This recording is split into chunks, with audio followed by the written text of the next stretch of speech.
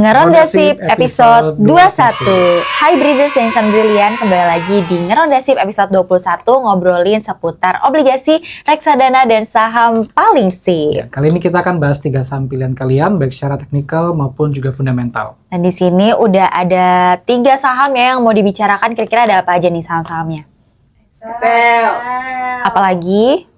CTRA deh. Sama apalagi satu lagi? Tower. Oke. Yang pertama ada saham Excel. Secara fundamental, yes. Result kinerjanya menunjukkan PT Excel Axiata Tbk membukukan laba bersih sebesar 1,02 triliun rupiah, naik 57,52% secara tahunan. Laba itu ditopang oleh kinerja solid pada sisi pendapatan berkat peningkatan jumlah pelanggan. Excel juga membukukan pendapatan senilai 17,05 triliun rupiah, naik sebesar 8,16% secara year on year.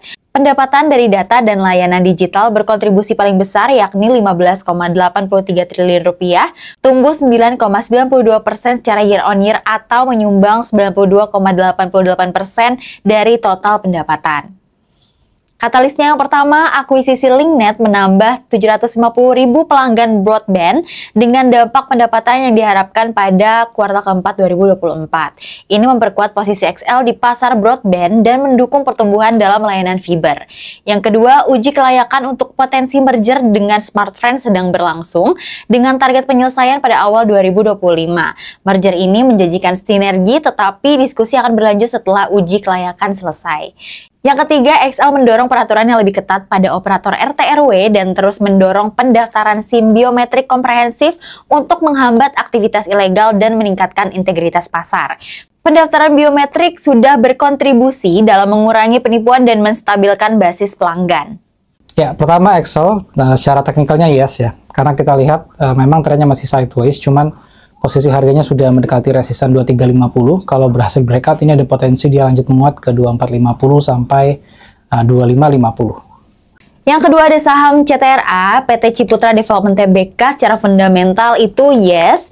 Result kinerjanya CTRA mencatatkan laba bersih sebesar 1,02 triliun rupiah pada semester pertama 2024 atau naik sebesar 32,12% secara year on year. Laba per saham juga terkoreksi dari Rp42 menuju level Rp56 per saham. Kenaikan laba CTRA didorong oleh kinerja penjualan dan pendapatan usaha yang meraih Rp5,03 triliun hingga akhir Juni lalu, tumbuh sebesar 12,71% secara year on year. Katalisnya yang pertama, CTRA tercatat menjadi emiten properti residensial dengan pra-penjualan tertinggi sepanjang semester 1 2024. Pada periode ini, perseroan mengakumulasikan marketing sales sebesar 6,08 triliun rupiah atau meningkat sebesar 19,05% secara tahunan. Yang kedua, CTRA memiliki land bank yang luas dan sebagian besar berfokus pada rumah tapak. Hal ini membuat perusahaan sangat cocok untuk memenuhi kebutuhan orang yang membeli rumah untuk ditempati, bukan untuk investasi. Keunggulan ini diperkirakan akan tetap kuat hingga akhir tahun.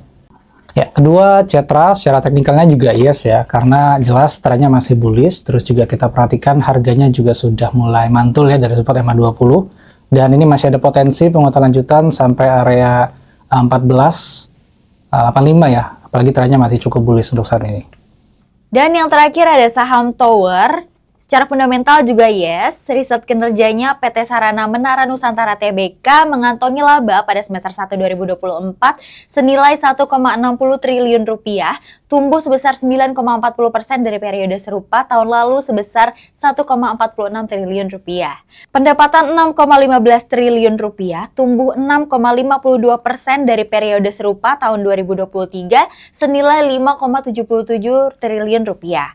Kontributor pendapatan Tower dari sewa dan jasa lainnya di pihak ketiga sebesar 6,08 triliun rupiah, naik dari 5,70 triliun rupiah, sementara pendapatan sewa dan jasa lainnya di pihak berelasi 73,02 miliar rupiah, melandai dari 74,85 miliar rupiah. Katalisnya yang pertama, model sinergi serat optik Tower untuk mempertahankan margin EBITDA yang stabil di 83,3%, berpotensi mendapatkan keuntungan dari target pemerintah baru untuk memperluas FTTH. Yang kedua, kontribusi dari pendapatan non-menara terus tumbuh, memberikan prospek yang berkelanjutan di tengah relokasi menara yang sedang berlangsung. Yang ketiga, Tower juga dikabarkan sedang mengincar bisnis fiber optik milik PT Indosat Tbk atau ISAT. Ini memungkinkan Tower untuk mendorong pertumbuhan FTTH di luar Jawa. Ya, terakhir TOWR secara teknikalnya masih yes ya, meskipun kita lihat trennya sih masih bullish, cuman ini lebih aman kalau seandainya harganya berhasil breakout dari resisten 855, karena kalau ini berhasil breakout dia ada potensi lanjut bullish lagi sampai resisten terakhir ada di 885.